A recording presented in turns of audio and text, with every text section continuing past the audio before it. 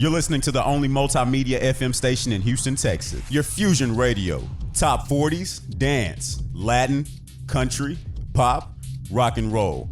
All in one station. Mixing genres and generations. You're listening to KNLY, New Waverly, Texas. 91.1 FM, The Boss.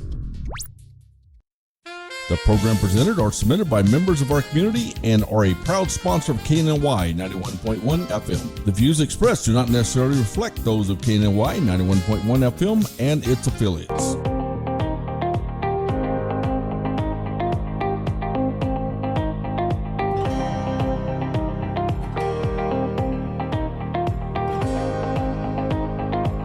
Good morning, and God bless you. I'm your host, Orlando Daniels, with today's Entrepreneur, and I'm excited about each and every guest that comes on this platform because I get the opportunity to allow them to share what not only they're able to provide and bring to the community, but just abroad, all across the board. And with this platform, we're not limited to what we're able to bring because entrepreneurship is just not limited to one aspect of living or life.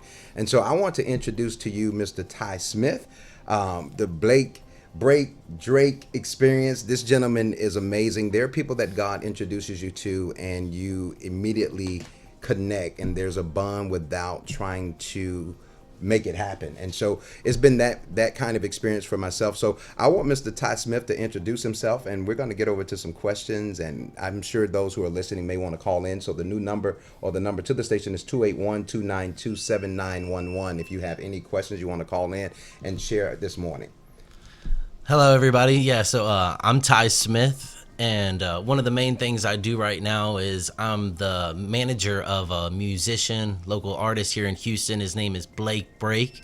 You can contact me at Blake Break info. That's info@blakebreak.com, or tydrosmith94@gmail.com, and we can discuss possibly getting you booked on some shows. That's one of the main things I do as his manager. We look at all kinds of venues around Houston. We're looking at some places in Austin, some places in Dallas, Fort Worth as well. Just trying to get any sort of show that's already booked, that's looking for any sort of local support. That's one aspect of it. Right now we have a big show coming up at Houston Underground, August 23rd. This is one of the bigger deals that we're doing. It's his first headlining show. So as his manager, I had to find a venue, book the venue, and then now we're making flyers, hitting every other big showcase that's happening, like the Blink-182 Lil Wayne show that just happened. I dropped probably 250 tickets on people's cars last night. Just, that's an aspect of the game. You got to go down there, get your feet on the ground, start moving, making things happen, be consistent. Now, I love when I see the humility of, everyone that comes to this platform because they're genuine. But let me say this. He says, that's all I do. This gentleman is like one of the hardest workers that I've come across in this field or this industry. And you would think he is pushing several artists, but he goes hard for just Blake. And, I love that because sometimes, and I'm guilty of this, as entrepreneurs, as business owners, or people that's just in industry or any area, we don't have that balance, but we're always trying to take on more. And you've just mastered this one thing, and you've been working it since we've been talking.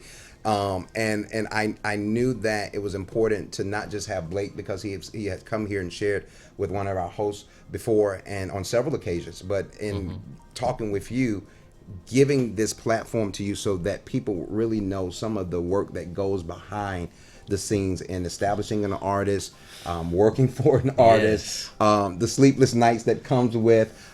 Because I think we've messaged before in the wee hours, all because we understand the importance of the hustle, the grind. What's next outside of what you're doing for Blake and really trying to solidify that foundation? I know that people are going to be watching, people are going to be listening. I'm certain there's so many artists out here, not just in Houston, but just all across the world that's trying to get in this industry. What would be some of the key things that you would communicate as a manager that someone who does not have one should be looking for?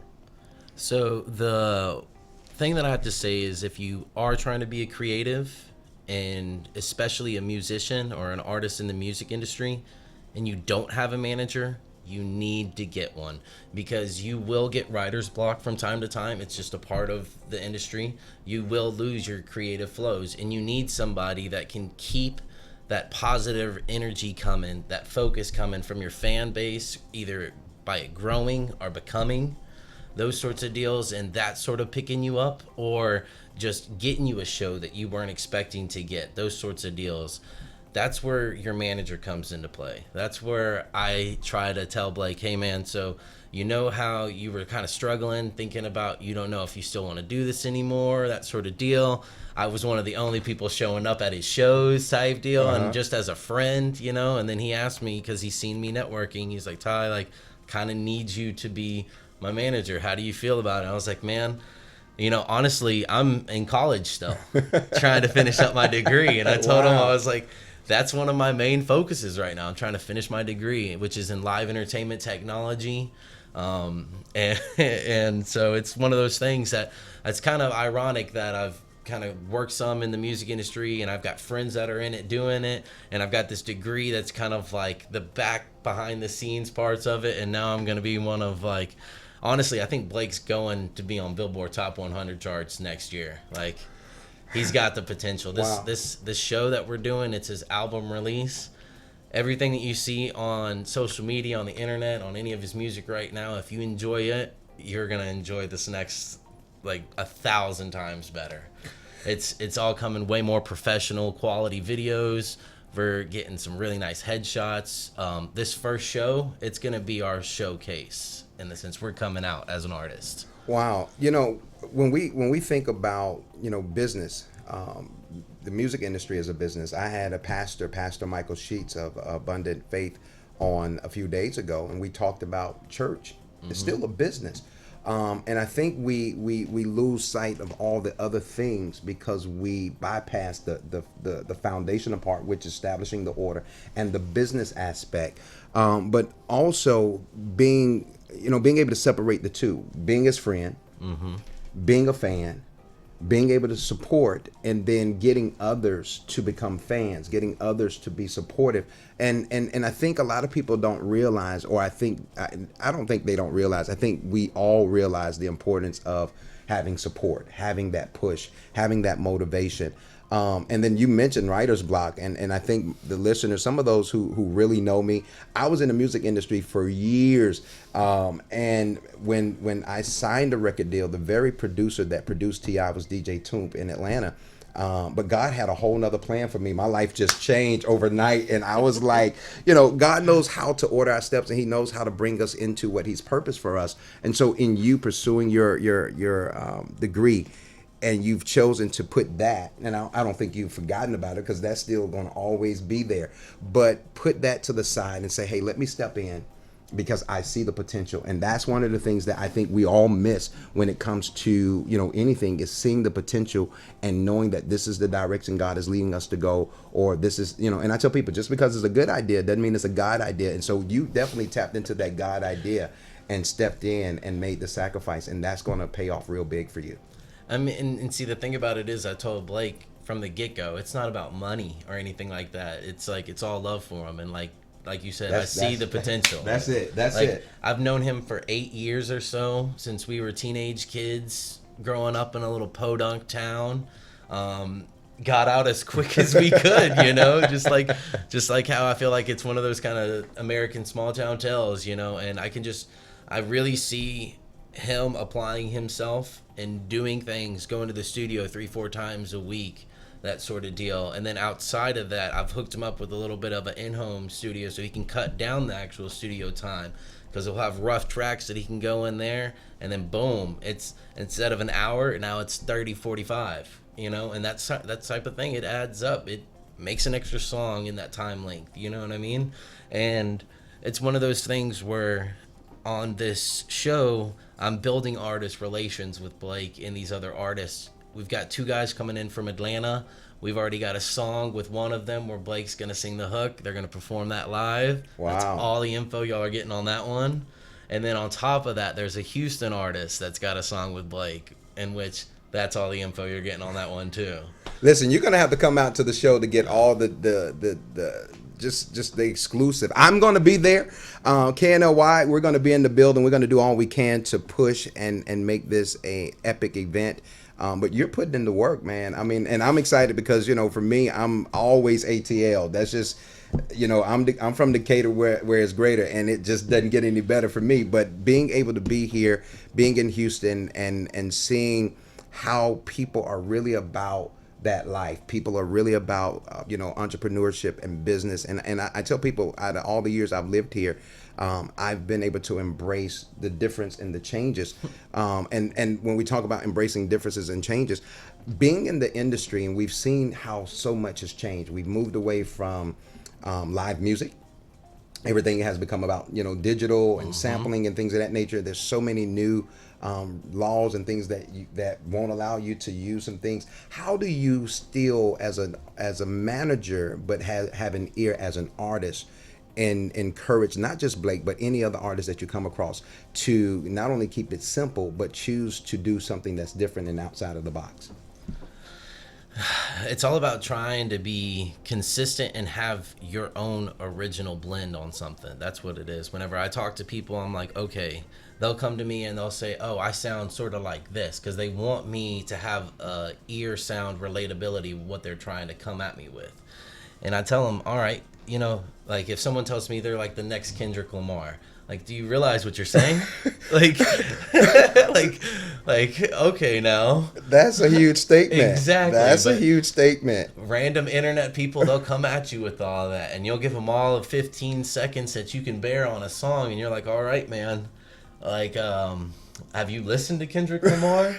You know?